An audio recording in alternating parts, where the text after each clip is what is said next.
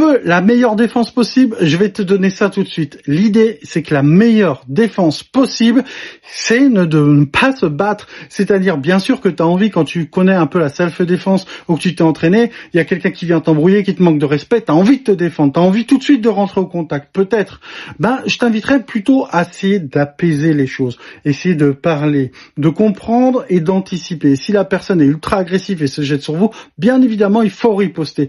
Mais tu vas toujours d'abord essayer de comprendre le problème, d'apaiser les choses. Si tu vois que c'est pas possible, il faut t'enfuir vite et te mettre en sécurité et signaler le problème. Mais si par contre, bien sûr, t'es coincé, t'es dans un ascenseur, le mec commence à te mettre des coups de poing, bien sûr, il va falloir te défendre.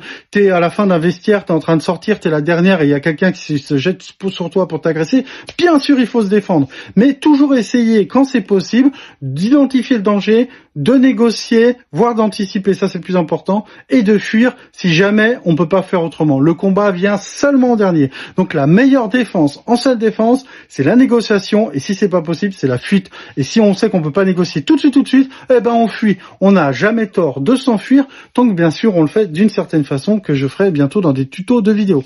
Pense à liker et t'abonner, et n'oublie pas que ta vigilance, c'est ta meilleure défense.